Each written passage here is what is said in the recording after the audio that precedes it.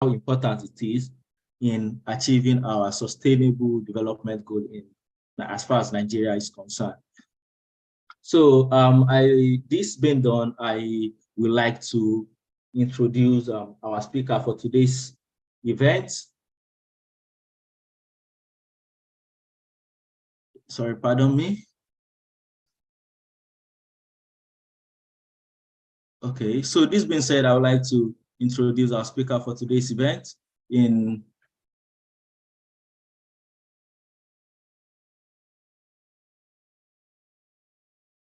person of Dr.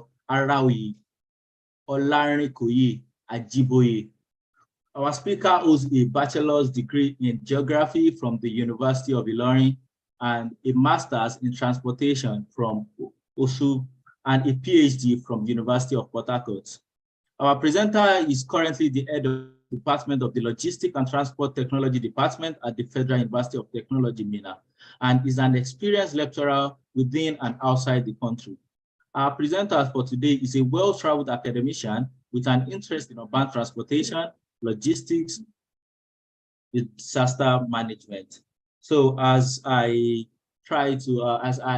invite our speaker to give his presentation today, I will implore the participants to keep their microphone muted as they are set up for an informative presentation. Thank you as I invite Dr. Arawi to make this presentation.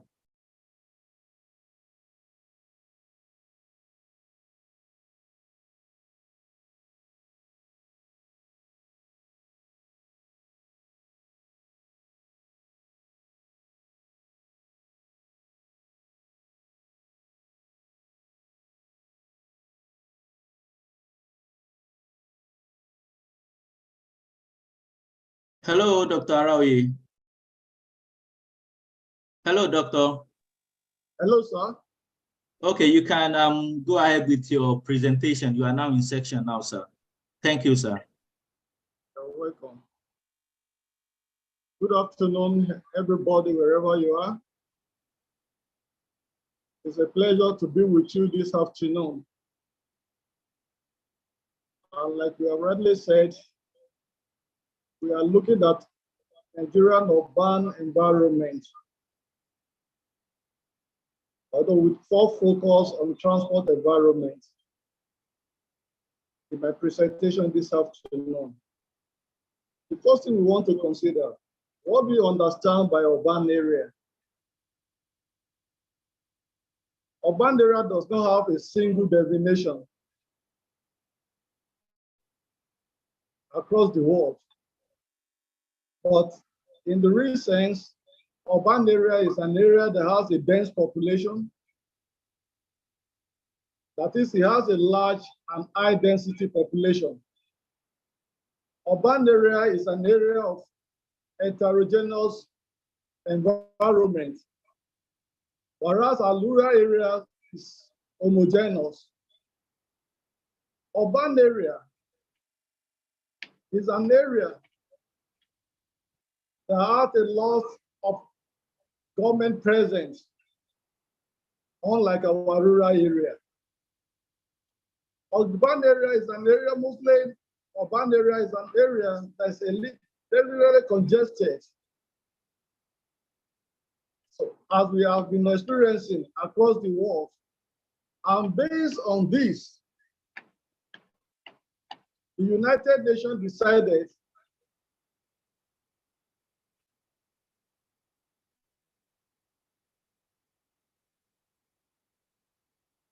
to have an ideal urban area. And so this afternoon, we want to look at Nigerian urban transport environment in the light of the new agenda. So once again,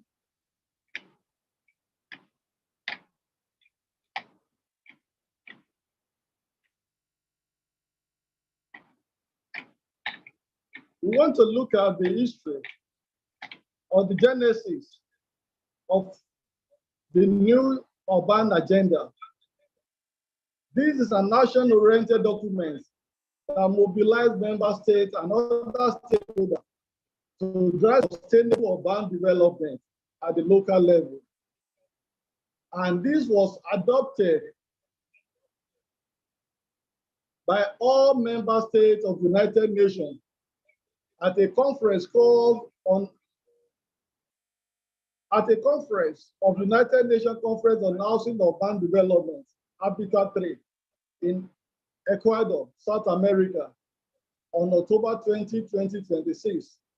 And this was endorsed 3 months later, recently at the 71st session of the United Nations General Assembly on December 23, 2016. What does the implementation say? The implementation of the new urban agenda contributes to the localization of 2030 agenda for sustainable development in an integrated manner and to the achievement of the sustainable development goal that targets, including goal 11, of making cities and women settlement inclusive, making cities and women settlement safe, resilient, and sustainable. The question is, how far have we gone in Nigeria? How far have we gone in developing world? Have we really keyed into this new urban agenda? The answer is relatively no, even though we sign it. So, what does the sustainable goal 11 says? Say, make city and women settlement inclusive, safe, resilient, and sustainable. And you all agree with me that the world population is constantly increasing. In the 60s, we know the number of urban nations, urban cities in an urban area in Nigeria. In the 70s, it has increased. 80s increased, and 20s, it has increased. 2, to accommodate everyone, we need to build modern and sustainable systems. And we all realize that a lot of our people are moving from the rural area to the urban area every day. The Lagos State government is crying because of the large number of immigrants moving into Lagos City. The number of people moving to Abuja and to all the other state capitals in Nigeria is increasing every day. So, but despite this, we must all survive and prosper. So for us to survive these cities, for us to prosper in this city, we need new intelligent urban planning that creates safe, affordable, and resilient cities with green and culturally inspiring living conditions. That is the aim of the new agenda. So, moving further, we discovered that the public transport, with special attention to the needs of those in vulnerable situations, our women, our children, our persons with disabilities, and other persons, they are all struggling. And that should not be. So what should be provisions? So there are 11 areas under the Sustainable Goal 11. But our emphasis this afternoon will be on 1, 2, 3, 6, 9, and 11. What does 11.1 says? 11.1 talk about safe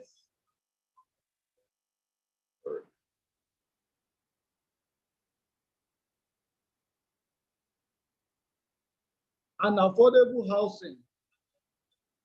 Class 11.1 talk about safe and affordable housing by 2030.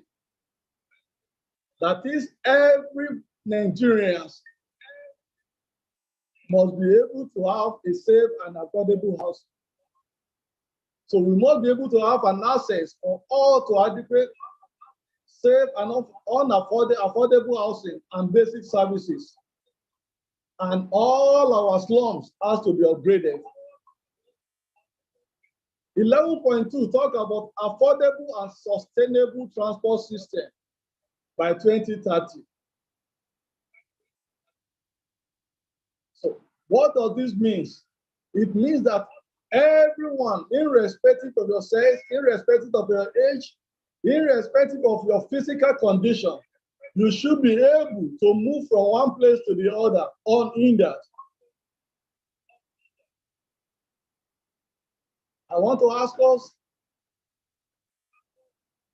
can we easily move in Nigeria today? Are we not afraid of what we are going to meet on the road? Does the government have provisions for the handicaps? The private operator, public operators, do they care whether you have legs or not? Do they care whether you can see well or not? These are some of the challenges we are facing as a Nigerian. Thirdly, we must be able, so we should, under 11.3, is talking about inclusive and sustainable urbanization. 2030. 11.6 is talking about the environmental impact of cities. We will discover that in most of the urban area, we are talking of pollution. Our land are not safe. There are a lot of pollutions across, especially for those who are living very close to the major roads. But here we are now talking of inclusive and sustainable urbanizations by 2030. And so the environmental impact of cities is very serious. And this has reduced the per capita environmental impact of cities by paying special attention to air qualities and other waste management. When we go to our cities, we discover there are a lot of waste being thrown just anyhow within the city, which are supposed not to be. The 11.8 talk about strong national and regional development planning. When we look at Nigerian case, we discover that majorly the effort of our government are centered in the urban area, while the rural areas are neglected.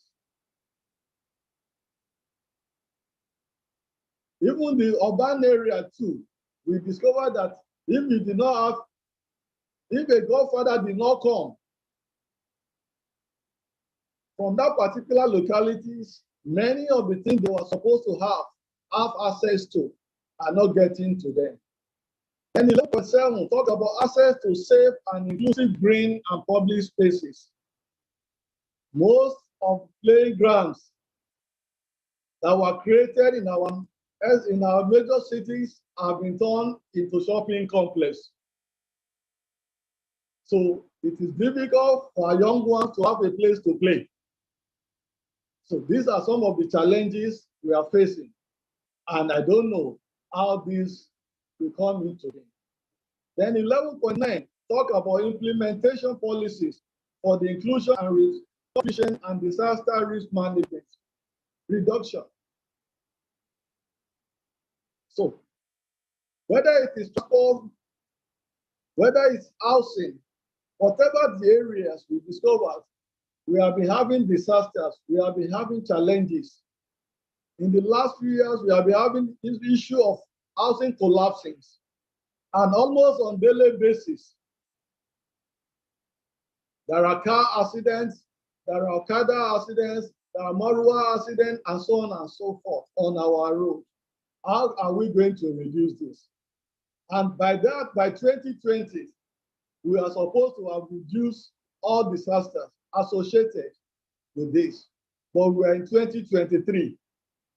And if we go to the police station, if we go to the railroad safety, we discovered that an accident has already occurred. So these are some of the challenges we are facing as a nation, and we need to overcome it. They need to be overcome. So what?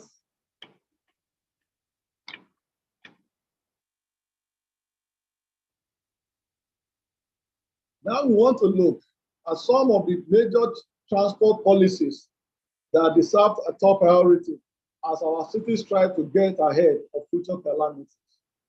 One, we need to have the establishment of smart cities. Thank God for what Lagos State government is doing in Lagos. So all other cities, all other state governments need to copy what Lagos State government is doing by having smart cities, by introducing technology that will make our cities smooth, that will make our journey smooth across our city. Then secondly, we need to build mass transit. When we look at our various cities these days, they are full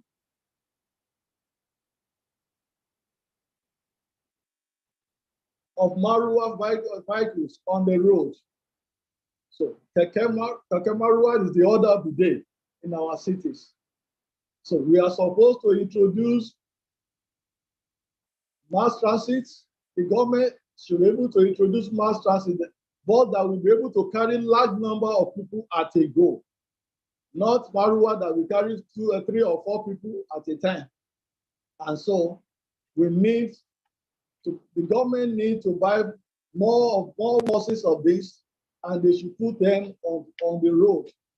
And we want to tell, recently the Lagos State government also introduced electricity buses. So that will thereby reducing the pollution, the pollution on our roads. Similarly, the government needs to introduce mass trains, fast train. I remember some times ago, I went for a conference in Japan from New Zealand. And I did all my booking from Auckland in New Zealand. So when I got to Tokyo, I've already booked a flight, a connecting flight that would carry me from Tokyo to Sendai. While some who know Japan very well, they did not do that. Right at the airport, they were able to book a fast train. And I want to tell you, within 45 minutes, the train and the plane arrived at the same time. We all arrived at the same time, and we all check out together. So we need such in our nation, Nigeria. Thirdly, we need to encourage multimodalities. What do I mean by that? Where we need to connect, for instance, you are traveling maybe from Victoria, maybe from Badagry, and you are going to Victoria Island. You need to connect, maybe you travel by water from Badagry, maybe to CMS in Lagos. And from CMS, you connect a train or you connect. So this is what I'm talking about. So we need, or you connect a train that will carry you and you use just only a ticket. So instead of every one of us going by road, and that's why our roads are congested. Then another thing we need to do is introduction of electricity transportation on our roads. Now we know what we are saying, what the fuel is saying in the nations. So there's a need for us to introduce electricity-driven transport modes on our road, so that it will reduce the cost of moving from one place to the other. Then furthermore, in the olden days, we do a lot of walking. A lot of us, when we are in primary, we walk to our various primary schools, maybe for a distance of 3 kilometers, 2 kilometers, 3, 4 kilometers, and so on and so forth. But today, we rarely walk, we rarely cycle. And so the government should encourage us walking and cycling. And they should make room. There should be cycling lanes where people can be able to cycle from one place to the other, as been done in the developed world. Then the government should also encourage the building of climate change resilient infrastructure. So in terms of buildings, in terms of vehicles, all those ones that are climate change resilient should be provided for us, and they should be well utilized. And finally, the government should encourage the usage of emission-reducing technology. If this is done, the rate of pollution will be reduced, and the rate of sickness will also be reduced. We need to remember that our hospitals are filled up. So they are already filled up of sick people, and daily, because many times the hospital cannot admit any more people because they are already filled up. But when the emission is reduced, when the pollution is reduced, that means the number of sick people will also be reduced. So, because of the short time, so this is the end of the presentation. Thank you. Thank you, Doctor, for the very, very refreshing presentation. Like during the introduction, I mentioned that our invited speaker is a specialist, is a doctor in the field of transportation, and so his presentation today kind of done justice to new urban agenda as far as transportation system is concerned. So this being said, if we have any form of question that we'd like to ask the presenter, we can drop it in the chat box, then I will read it out to the presenter. At the same time, if you would like to ask the question personally, you can signify by raising your hand, then I can pass you the mic so that you can ask the question yourself.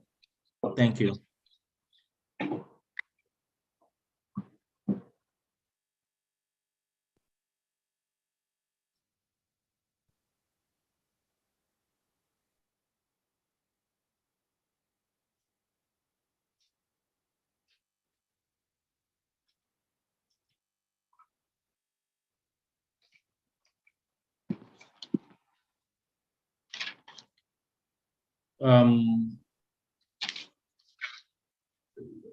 I can't see any question in the chat box yet. Does that mean we don't have any question as far as the presentation is concerned, or we are shy out so that I can also, you can just type it and I can also pass it the microphone so that you can ask it by yourself.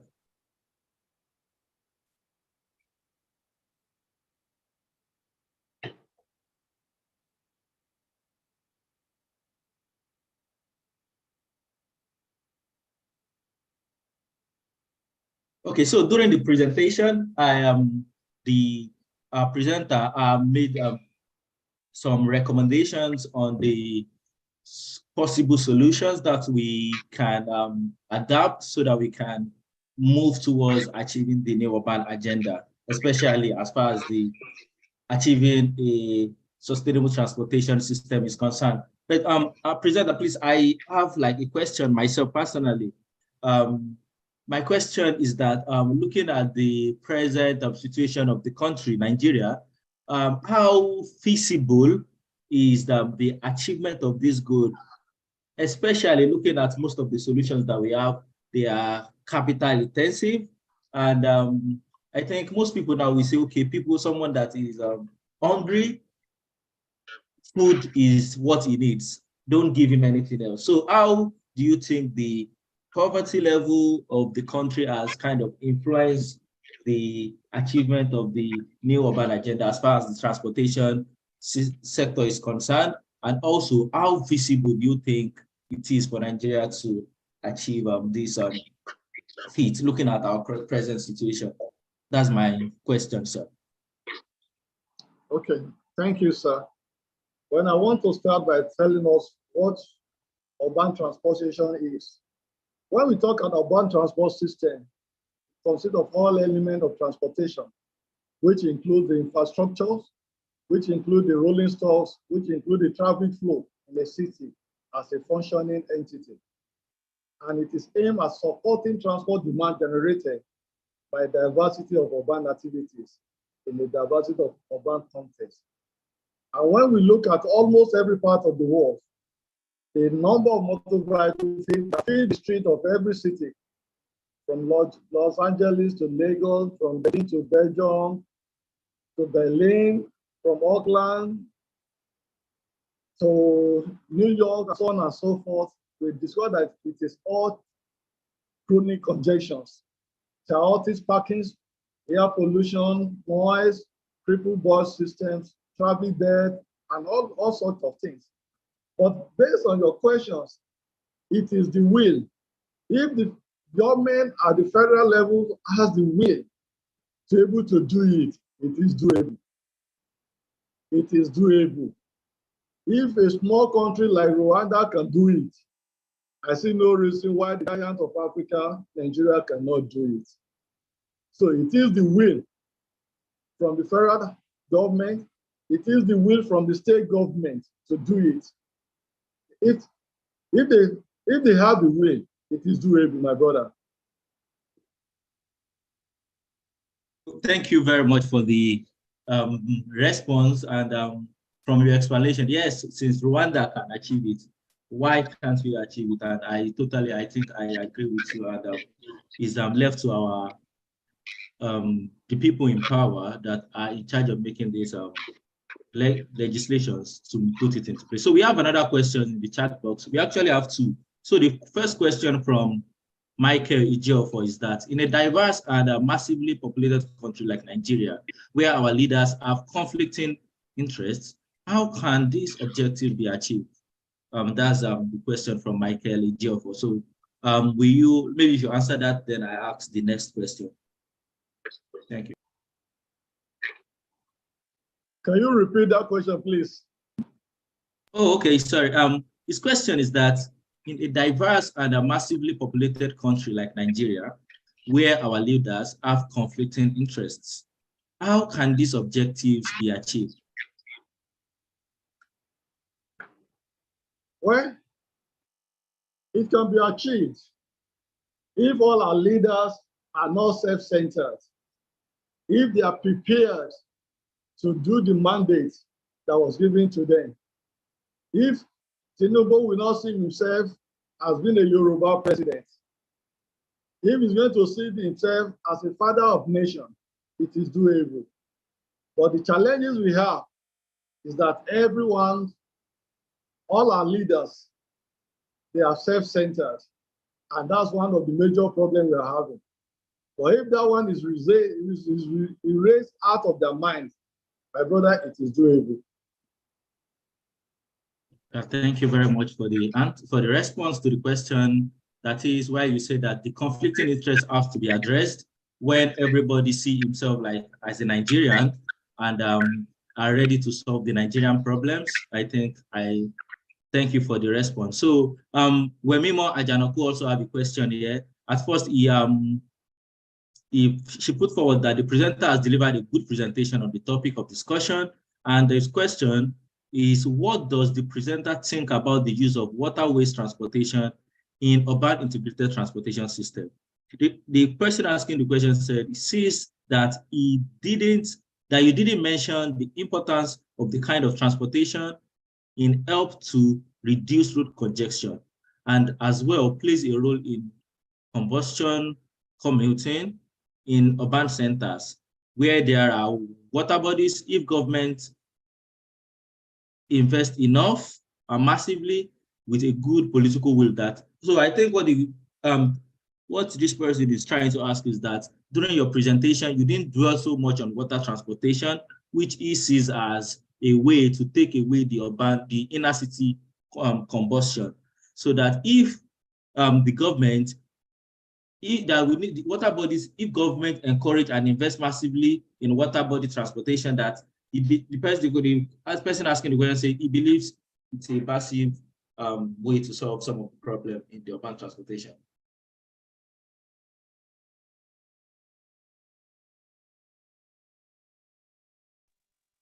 Water transportation is very germane for the mass movement of people in riverine area, such as Lagos, Port Harcourt, Calabar, Warri, and so on and so forth. So, and if you remember in my presentation, I cited a case that assuming somebody is staying in Badagry, Lagos, and is going to Ikoyi or is going to Victoria Island, there's nothing wrong that he cannot enter a ferry from Badagry. Even that was a CMS, and from CMS join a bus or join a train if it's available.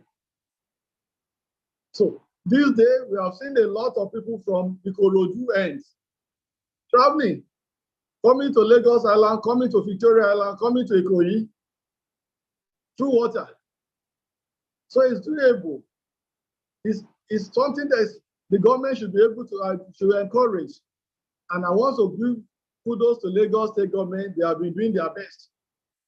So I hope other state governments will be able to follow suit and they're able to do more. If these are provided, if the safety is not compromised, because a lot of us fear water in this part of the world. And because we fear water, we don't want to take the risk. But if there's assurance that if I should leave Ikorodu and we get to CMS safely by water, why do you have to come down, go by road? Why do you have to waste so much hours on road? Why not by water? Thank you, sir.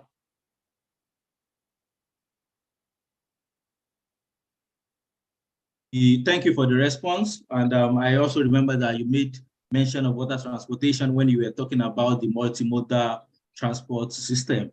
So thank you for your question, for the response. Also, Mr. Bola Ondari has a question, so I will pass the microphone to him so that I can ask his question. Then I will take the remaining 2 questions in the chat box. Then we can move to the next section. So Mr. Bola Ondari, you can ask your question now.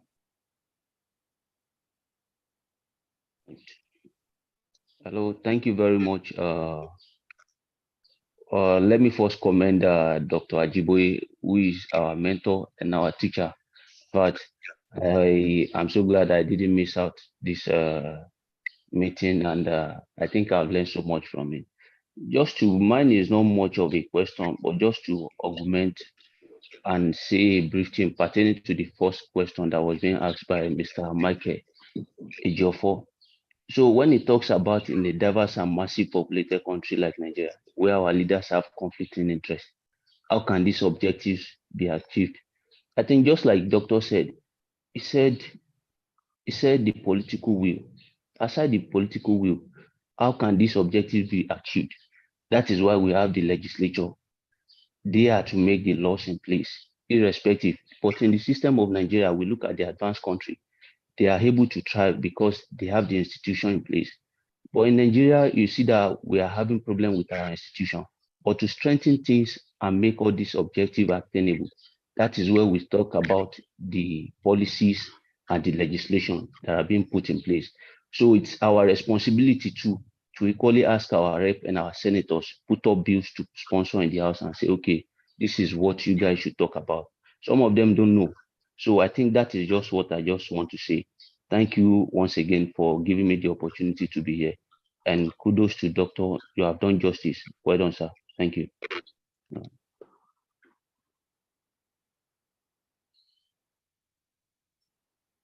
Yeah, thank you very much for the reflection, Mr. Gbadebodare. So the next question here is by Mr. Shola Uduleye. So I think is only a straightforward question whereby he's asking that, is there any program or policy in place at the moment by the Nigerian government to have a sustainable transportation system? And there is another question. Let me just ask the question together so that probably you can give your response because we are running out of time. So the follow-up question is by Mr. Victor Odusi, that how is the implementation of the new urban agenda contributing to the localization of the 2030 agenda for sustainable development in an integrated manner for the development of Nigeria? Thank you. So maybe you can help us take the two questions together, where the first question is asking, do the Nigerian government have any sustainable transportation planning system at the moment, policy at the moment? And the next one is, how is the implementation of the new urban agenda contributing to the localization of the 2030 agenda of sustainable development in an integrated manner for the development of Nigeria? Thank you, sir. Yeah. This policy has been domiciled. Hello? Yeah. Yes, we can hear we you, have sir. as a nation, we have as a nation, and Nigeria is part of the signatories to this. But the issue is the level of implementation is so slow. While some other nations are moving at a faster rate running, we are still crawling. We are crawling, and that's our challenge. And that's also centered on the will of the government to be able to do the right thing at the right time. And also for us as Nigerians to be able to keep in the rate. Like I remember there was a time I was traveling and I got to Singapore and they were telling us that if you drop the bum of a cigarette on the ground, the camera will catch up with you. And within the next few hours, you will see a beam. So, what do we need to do? And today we see a lot of people taking water, dropping it on the road, being pissing all over the countries, and so on and so forth. So, our own part as Nigeria or resident of Nigeria is also very important. What we need to do, we must be able to do it, and we do it effectively. And we should also not wait for government to do everything for us. If you go to Ghana there, for the approval of your building, you must be able to construct a gutter. So tell me how many houses in Nigeria today has gutter?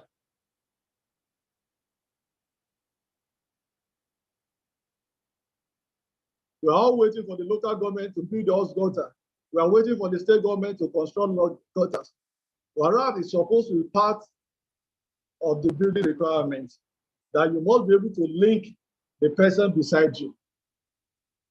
So our road too is also very important. We must be able to do what we are supposed to do and make the country move forward.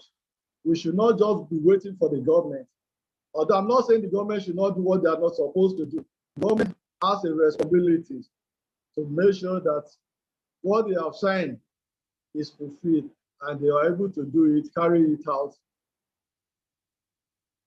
as expected. Yeah, thank you, Dr. Ajiboye. And the follow-up question, the person asked how the implementation of the new urban agenda is contributing to the localization of the 2030 agenda of sustainable development in an integrated manner for the development of Nigeria. Yes, I've answered that question too. But you realize that the policy, there are policies that the government has done for you to acquire land, for you to build. And you discover that there are a lot of private estates in our urban areas. So if those policies are not there, the government will not be able to do it. They will not be able to grant those requests. So we have estates that were owned by the government. We have estates that are owned by corporate bodies. We have estates that are owned by individuals. So that by 2030, every one of us should be able to have a house of his own and should be able to live comfortably. Thank you, Victor, for that question. Thank you, Doctor, for the response. And I think we have some other questions here, and I would like us to just have a touch on all the questions so that everybody will be satisfied at the end of this event. So we have 3 more questions to go. So I will try to put them together so you can just give your general answer to address all the questions. So the first question asked by Ejiro Ikiko is that he said, it's not just about creating infrastructure, but infrastructures that the people can use to meet their need.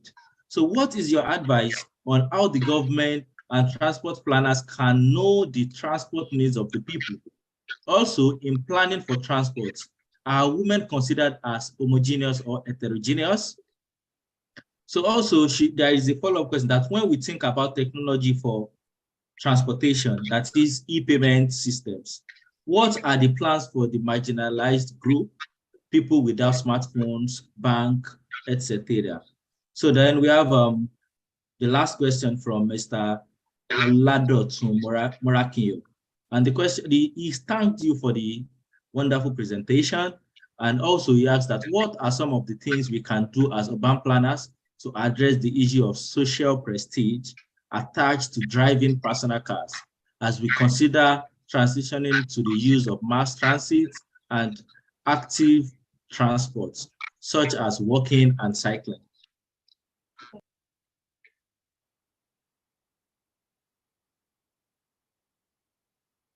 Okay. Whether we like it or not, Nigerians are into technology. And today, we discovered that statistics show us that 85% of Nigerians has a telephone. And you will discover that some of the beggars, if a majority of the beggars, they also have a phone. And are recharging it. So if they are recharging it, they should be able to use it. And they are using it, even when other people are supposed to have it. So I don't see that one as a challenge. Nigerians, we are very strong people. We have a strong will. When we want to do things, we do it effectively. We learn on it and we do it, we carry it out. So I don't see that one as a problem when we are talking about e-ticketing and some other things like that. Then on the issue of technology, the technology is improving. We are improving. The major challenge we have as a nation is the issue of light. If our light is constant, we are going to see a lot of innovations that will be taking place. We'll see a lot of design that will be coming out from Nigerians. So to me, one of the major things that we need to do in Nigeria is to make sure that we have regular light. And when we have regular light and we have transport, we can be able to move from one place to the other unhindered with any means of transportation that we can afford. All our problems are almost solved as a nation. And on the issue of infrastructure,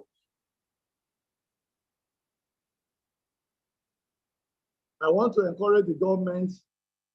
Transport infrastructure is capital intensive, very high capital intensive. And the government should be able to do what they are supposed to do. And where they feel that they can carry it out effectively, they should go into PPP, public-private partnership. And this will help. Even developed world, they are into it. So there's nothing wrong for us as a nation that we cannot do it. It was done on Muritala Mohammed Airport, and it worked. So I see no reason why we cannot be done in other airports or done with railway. or even done with road transport. So if you are not self-centered, thank you.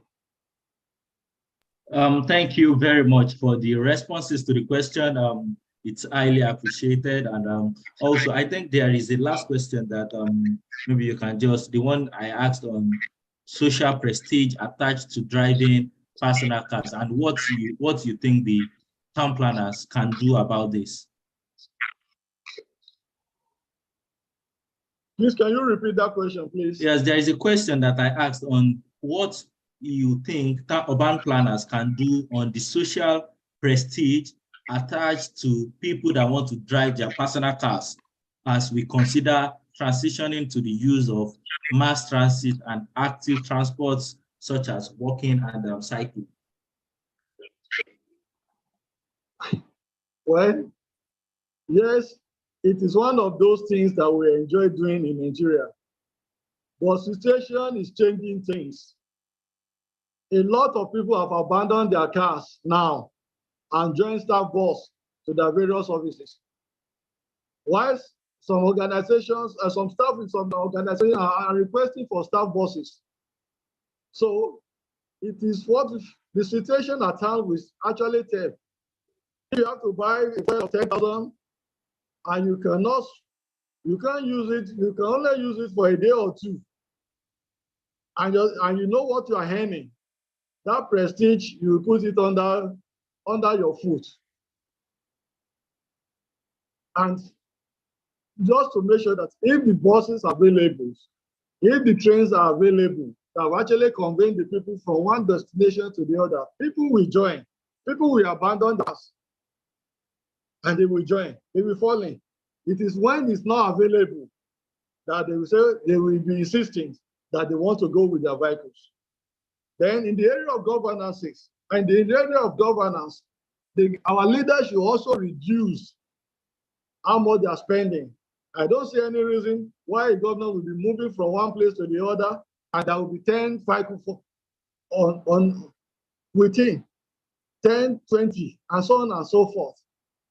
All this does not project us as a serious nation. Thank you. Yeah, thank you, Doctor, for your response, and it's highly appreciated.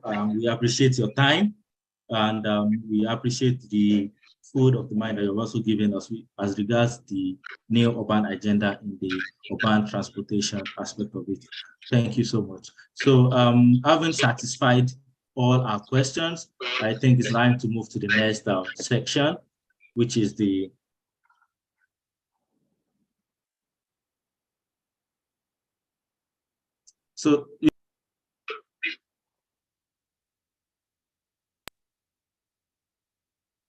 So as a form of closing remark, the organization, City Visionaire, would like to appreciate we'll firstly like to appreciate our speaker. We invited you and you accepted the invitation. You did not only accept the invitation, you joined us on time and you delivered an insightful presentation. We would like to appreciate you and thank you very much for answering us when we call you. And because we are still going to be calling you the more, because we have plans to bring a lot of information to the people, to the young ones, and also to the professionals in the field in the means of achieving the aims and goals of the organization. So thank you very much for accepting our invitation and taking out time to join the event. And also we would like to appreciate the participants. We reached out to you guys and you joined us, you accepted the invitation. Not only accepted, you waited and you interacted with us. We hope that these events you have learned one or two things, and hopefully when we have other events and we invite you, you are not only going to join, you are going to invite friends, you are going to invite your colleagues to also join in participating in the event. Thank you so much as well. So the next session is the so we have some announcement also. So the announcement is just to inform the participant that we have in stock host of event that will be coming on before the year runs out. We have workshops as well where we'll be teaching tools that we believe are in high demand in the present world, especially as far as urban and regional planning or the environmental field as large is involved. We'll be organizing workshops and we'll be sending out invitations. We'll be sending out notes for you to inform you about the latest development. So we will enjoy us to stay in close contact with the organization, as you can follow us on our social media platform. We are on Twitter, we are on Facebook, we are on YouTube, and also we are on Instagram. So our handle is at City Visionaire, as it is spelled right here in the slide that I'm projecting. So you can just follow us up so that you can stay up to date to the information as we are dropping it over there. Thank you all for joining today's event. And at this point, this meeting will be coming to an end. Thank you, everyone, once again. See you during the next meeting or the next event. Bye.